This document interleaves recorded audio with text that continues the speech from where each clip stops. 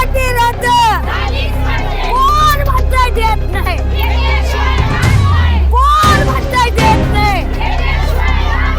आमच्या मागण्या मान्य करा.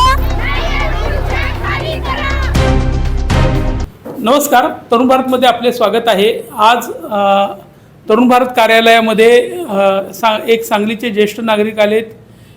विनय यशवंत सूर्यवंशी हे निवृत्त प्राथमिक शाळेचे शिपाई आहेत आणि सांगलीच्या गणपती मंदिराच्या शेजारीच असलेल्या पत्र्याच्या शेडमध्ये ते राहत आहेत. 125 वर्षे या ठिकाणी ते राहत आहेत. जुनं घर आहे त्यांचं आणि मातीच्या घरावर पूर्वीचे कौलारू घर असलेलं कौलं काढून आता त्या ठिकाणी पत्रा तेवढा घातलेला आहे, तोही फार जुना झालेला. असं जीर्ण अवस्थेतील त्यांच्या घराला घरपट्टी जी आलेली आहे ती धक्कादायक आहे. किती आलेली आहे सुरेश साहेब तुमचा घरपट्टी? जवळजवळ 5.5 लाख रुपये आलेले आहे. असं किती मोठा महाल आहे तुमचा? आमचा यांच्या बिलाप्रमाणे मोठं व्हायला पाहिजे होतं अजून, पण आमच्या नशिबाने ते लहानच आहे. आकार किती आहे? आकार 1120 चौरस फूट. 1120 चौरस फुटाच्या मातीच्या बांधकामाला आणि त्यावरही पत्रे घातलेल्या बांधकामाला जवळपास 125 वर्षांचं बांधकाम आहे. अशा बांधकामाला 5.25 लाख रुपये महापालिकेनं घरपट्टी आकारणी केलेली आहे. काय वाटलं त्या दिवशी, ज्या दिवशी घरपट्टी आली तुम्हालाही? बिल देऊन गेल्यानंतर मी पाहिल्यानंतर काही क्षण मला असं वाटलं का नदीला पूरच आलेला आहे, त्यात उडी जाऊन मारावी असं काही क्षण मला वाटलं त्यावेळेला.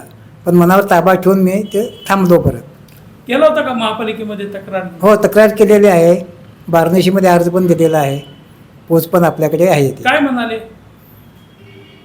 आम्ही बघू, अर्ज देऊन जावा एवढंच.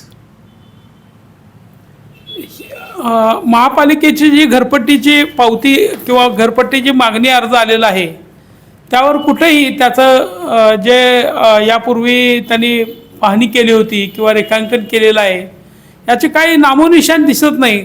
कोण आलं होतं का महापालिकेचं लोक? काय कोणीही सर आलेलं नाही आहे. कदाचित गणपती देवळाची घरपट्टी त्यांनी शेजाऱ्यांना लावली असावी असं वाटतंय आणि त्यामुळंच हे 5.25 लाख रुपये एका सामान्य कुटुंबाला त्यांनी ती मागणी केलेली आहे. महापालिकेचे आयुक्त म्हणतात की घरपट्टी कमी होणार नाही, आम्ही जी आकारणी केलेली आहे ती योग्य आहे.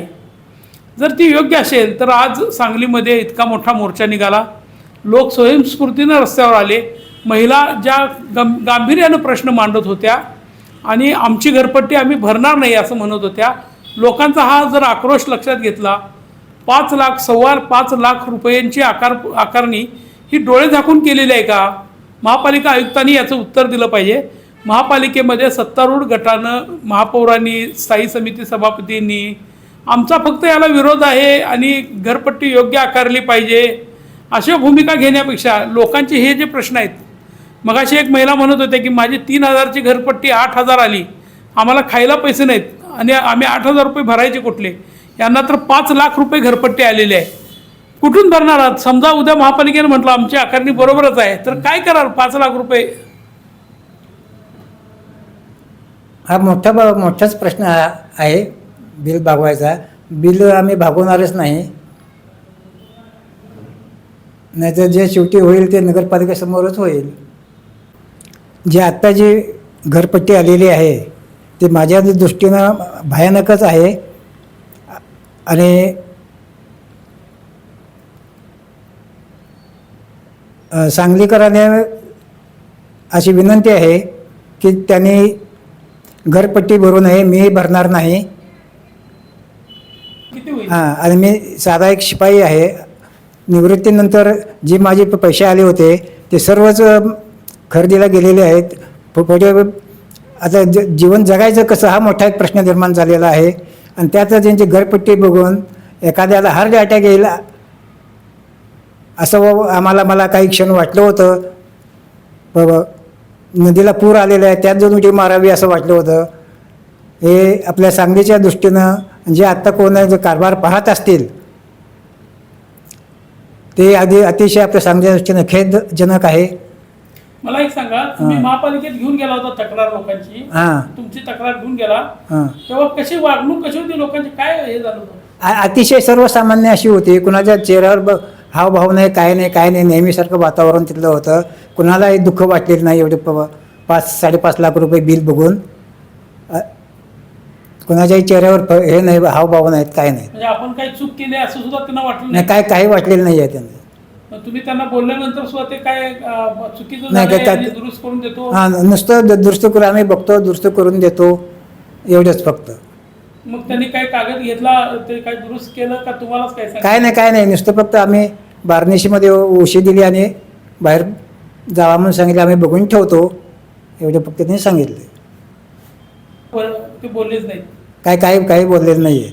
मग आसपासच्या तुमच्या परिसरातल्या लोकांना घरपट्टी अशी झालेली आहे का? हो, टिबल आलेली आहे आसपासच्या लोकांना, पण डबल टिबल असे आलेले आहे. ते असं एक मला सांगायचं आहे की स्वतः आयुक्तांनी स्वतः येऊन तिथे पाहणी करावी आणि घर कसं आहे, काय आहे, कोणत्या कंडिशनमध्ये आम्ही आहोत ते त्याने स्वतः पाहावं, अशी मी त्यांना नम्र विनंती करतो. त्यांनी पाहिल्यानंतर माझी वस्तुस्थिती त्यांनी घरची पाहावी, जी घरपट्टी येईल ते मी मान्य करतो. पालकमंत्री चंद्रकांतदादा पाटील यांच्यासह आमदार सुधीरदादा गाडगीळ, सत्ताधारी नेत्यांनी आणि सत्तेत सहभागी असणारे इतर पक्षांनी सुद्धा हे गांभीर्याने घ्यायला पाहिजे. 5 लाख रुपये भरायला लागले तर काय कराल असं म्हटल्यानंतर 2 मिनटं त्या माणसाला सुचत नाही. सांगलीकरांची ही जी स्थिती आहे, ही स्थिती गंभीर आहे आणि अशा परिस्थितीमध्ये लोकांना योग्य आहे घरपट्टी आणि आकारणी योग्य आहे असं म्हणणं योग्य नाही. आजच्या बंदनंतर आणि मोर्चानंतर यातून सत्ताधाऱ्यांनी काहीतरी शिकणं सक्त आवश्यक आहे. या सांगलीला गटांगळ्या खायले एका वेळी ही द्वारका म्हणून 150-200 वर्षापूर्वी एका कवीनं सांगलीला द्वारका म्हणून संबोधलं होतं. आज ती द्वारका बुडा लागलेली आहे. महापुराचं संकट कायमच घोंगावते. अगदी 2 दिवसापूर्वीच्या पाण्याची स्थिती बघून लोक म्हणत होते की आता पुन्हा महापूर येतो की काय. अशा स्थितीमध्ये गणपती देवळाच्या शेजारी जर असे एका सामान्य कुटुंबातल्या मातीच्या घरात राहणाऱ्या माणसाला घरपट्टी येत असेल तर लोकांना आपण किती त्रास देणार आहोत याचा विचार महापालिका प्रशासनाने आणि सत्ताधाऱ्यांनी करण्याची आवश्यकता आहे. तरुण भारतसाठी आजच्यासाठी इतकंच. तरुण भारतच्या सर्व डिजिटल प्लॅटफॉर्म्सना भेट द्या आणि आपल्या प्रतिक्रिया जरूर नोंदवा. धन्यवाद.